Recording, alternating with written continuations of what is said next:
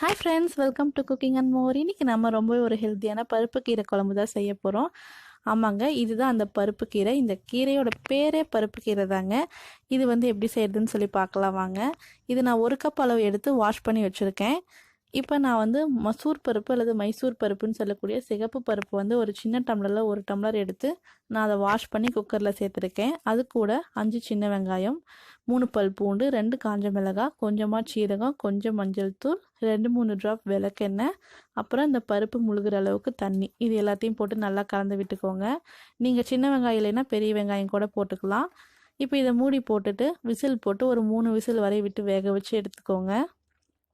நான் தண்ணி கணக்காக தான் ஊற்றிருக்கேன், அதாவது பருப்பு முழுகிற அளவுக்கு தான். ஸோ பார்த்தீங்கன்னா இங்கே பருப்பு வெந்துடுச்சு, ஆனால் தண்ணி அதிகம் இல்லை. ஸோ அதனால் நான் கொஞ்சமாக தண்ணி சேர்த்துக்கிறேன்.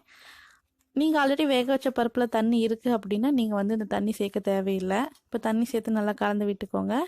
இப்போ எகைன் அடுப்பை ஆன் பண்ணிவிட்டு நாம் ஆல்ரெடி வாஷ் பண்ணி வச்சுருக்கிற கீரையை சேர்த்துக்கலாம். சேர்த்து கலந்து விட்டுக்கோங்க. இப்போ இந்த டிஷ்ஷுக்கு தேவையான அளவு உப்பு சேர்த்துக்கோங்க. உப்பு போட்டு நல்லா கலந்து விட்டதுக்கு அப்புறமா உங்களுக்கு எகைன் தண்ணி வேணும்னா கூட கொஞ்சம் தண்ணி சேர்த்துட்டு இந்த கீரை நல்லா வெந்து வர வரைக்கும் வேக வச்சுருங்க. கீரை நல்லா வெந்துடுச்சு. இப்போ அடுப்பு ஆஃப் பண்ணிவிட்டு இந்த மாதிரி ஒரு பருப்பு மத்து இல்லைன்னா இந்த மாதிரி ஒரு மேஷர் வச்சு நல்லா கடைஞ்சி எடுத்துக்கோங்க.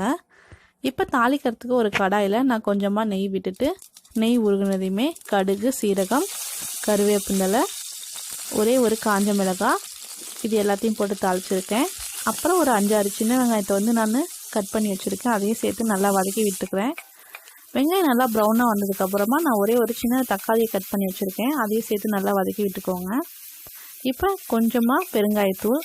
இப்போ இந்த தக்காளி குக் ஆனதுக்கப்புறமா நாம் மசிச்சு வச்சுருக்கிற பருப்பு கீரையை இதில் சேர்த்துடலாம். சேர்த்துட்டு நல்லா கலந்து விட்டுக்கோங்க.